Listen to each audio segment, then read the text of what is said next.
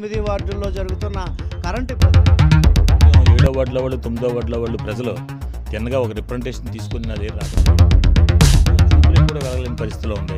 Up and down రావటం current ఒకసారి high voltage వచ్చి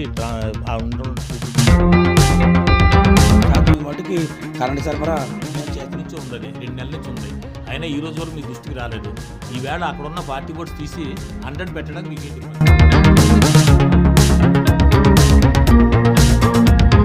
ఇప్పుడు మనం కాకినాడ జిల్లా ప్రతిపాడు నియోజకవర్గం నగర పంచాయతీ ఎలక్షన్లో ఉన్న కరెంటు సబ్స్టేషన్ వద్ద ఉన్న 7, 9 వార్డుల్లో కరెంటు కోతలతో ఇబ్బంది పడుతున్నామని చెప్పేసి అక్కడ కరెంటు కనెక్షన్లు కూడా సరిగా లేవు, ట్రాన్స్ఫార్మర్లు కూడా సరిగా లేవంటూ ఇక్కడ పవర్ స్టేషన్ ఆఫీసర్ ఏఈ గారిని కలిసి వినతిపత్రం ఇవ్వడం జరిగింది. దీనికి సంబంధించి అసలు ఈ యొక్క 7, 9 వార్డుల్లో ఎటువంటి ఇబ్బందులు ఈ కరెంటు వల్ల కలుగుతున్నాయి అనేది మనం కౌన్సిలర్లు కూడా ఇక్కడ ఉన్నారు, వారిని అలాగే మాజీ చైర్మన్ ఆల్మండ్ చలమే ఉన్నారు, వారిని అడిగి తెలుసుకుందాం. చెప్పండి, ఈ యొక్క 7, 9 వార్డుల్లో జరుగుతున్న కరెంటు ఇబ్బందులు ఏంటి?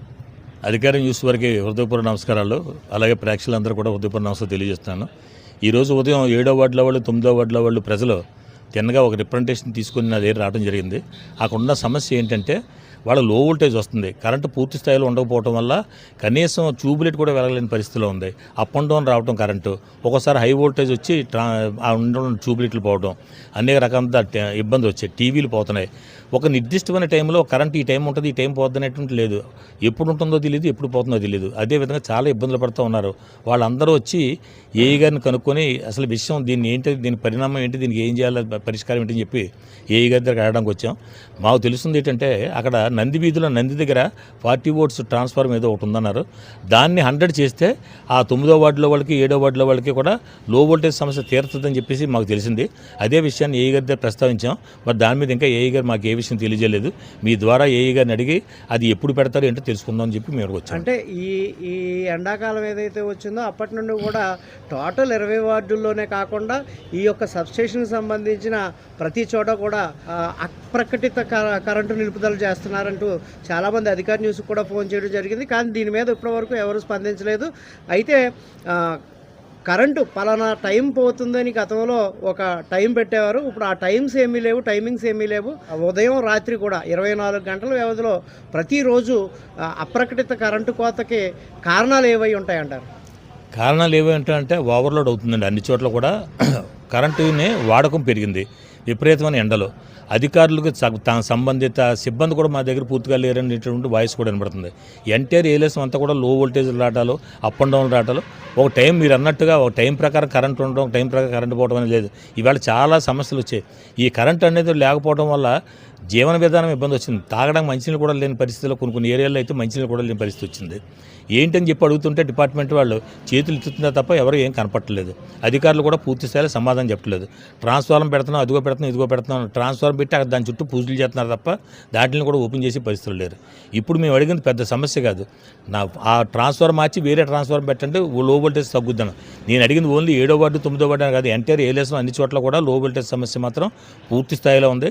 మరి దీని మీద డిపార్ట్మెంట్ దీన్ని వెంటనే స్పందించి దీనికి మన ప్రతిపాడు నుంచి వస్తుందా కరెంట్, పెద్ద నుంచి వస్తుందో తెలియదు, కానీ సక్రమైన రీతిలో ఈ టైం నుంచి ఈ టైంతో కరెంట్ ఉంటుంది, ఈ టైం కరెంట్ ఉండదు అనేటువంటిది ప్రకటన చేసిన ప్రజలు దానికి తగ్గట్టుగా ఇవాళ అంటే మెయిన్ రోడ్డు మీద షాపులు ఈ కిరాణా కొట్లు కానివ్వండి, లేకపోతే హోటల్స్ కానీ వాళ్ళ టైమింగ్స్ లేక అన్ని రకాలుగా ఇబ్బందులు పడే పరిస్థితికి ఇవాళ వచ్చారని చెప్పి మీకు తెలియజేసుకుంటున్నాను.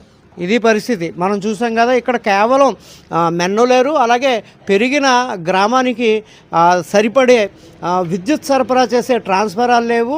అలాగే ఏదేమైనప్పటికీ ఇక్కడైతే మాత్రం ఖచ్చితంగా విద్యుత్ కొరత అనేది లేకుండా అప్రకటితంగా జరుగుతుందని చెప్పేసి మీరు తెలపడం జరిగింది.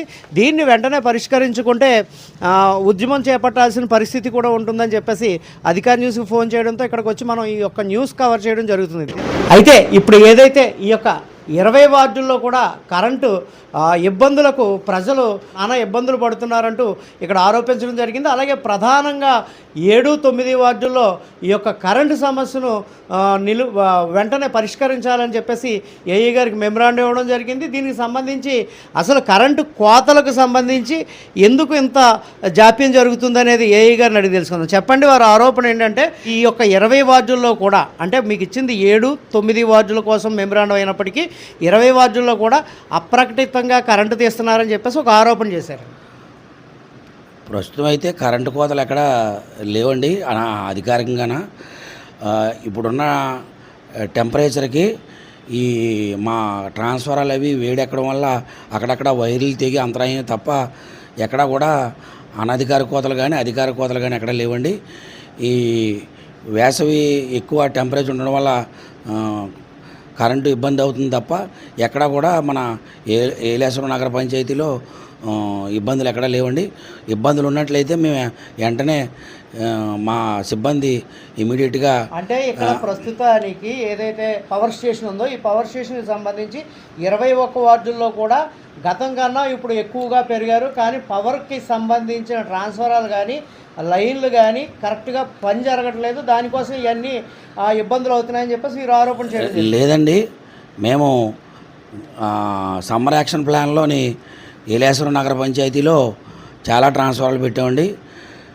గత 10 రోజుల కిందట మన ఏలేశ్వరం నగరం వాడే కరెంటు 80 యాంప్స్ ఉంటే సడన్గా ఈ 10 రోజుల్లోని 220 యాంప్స్కి పెరిగి విపరీతమైన లోడు మన కన్జ్యూమర్స్కు ఈ ఏసీలు అయితేనేమి కూలర్లు అయితేనేమి ఇవన్నీ వాడకం వల్ల 120 యాంప్స్ అబ్నార్మల్గా ఎప్పుడు ఊహించినటువంటి కరెంటు మన ఏలేశ్వరం టౌన్లో పెరిగిందండి.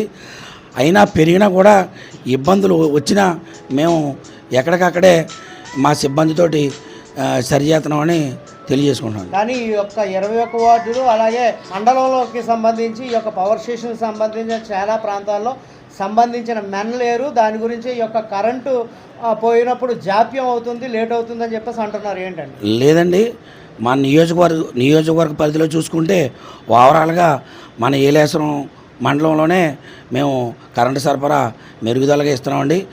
సిబ్బంది కొరత అయితే సిరిపురం, మన తిరుమాలి, పేరవరం గ్రామాలకు మాత్రమే సిబ్బంది లేరండి.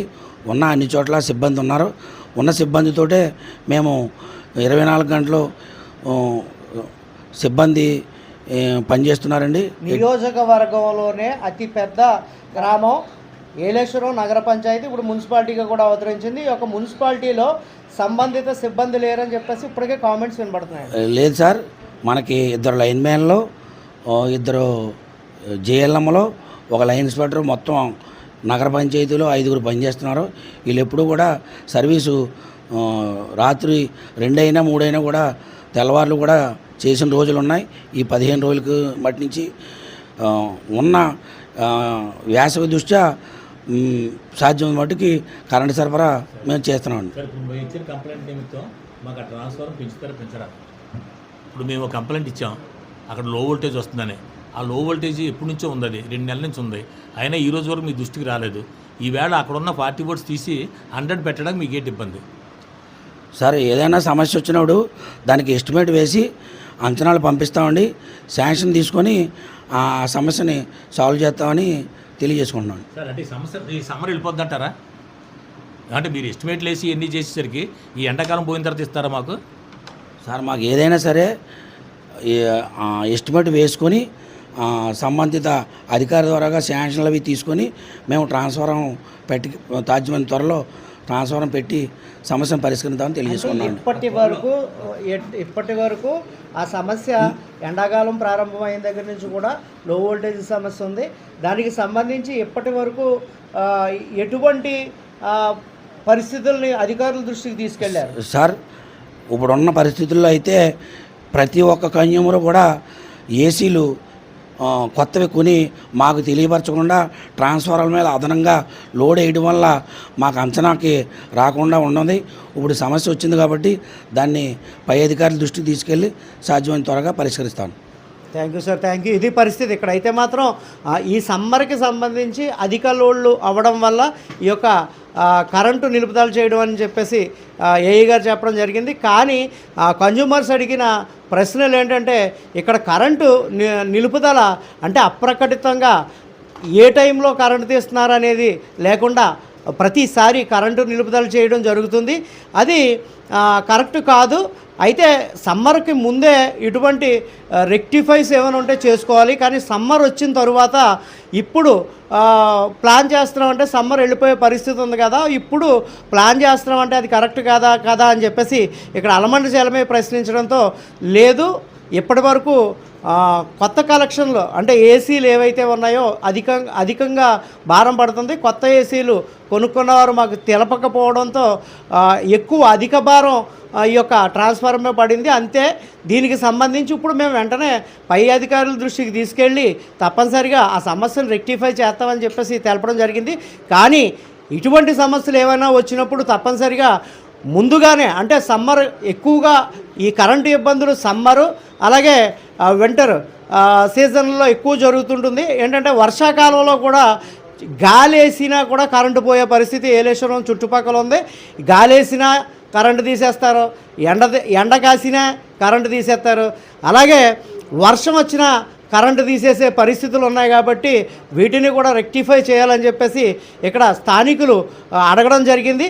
దీనికి వెంటనే పై అధికారుల దృష్టికి తీసుకెళ్ళి ఈ స్టాప్ లోటు అయితేనే, లేకపోతే ఈ యొక్క కరెంటు సమస్య అయితేనే పై అధికారుల దృష్టికి తీసుకెళ్ళి వెంటనే రెక్టిఫై చేసే పరిస్థితులు ఉంటాయని చెప్పేసి సంబంధిత అధికారి ఏఈ కూడా తెలపడం జరిగింది. Thank you very much. Cameraman Sashi Venkata.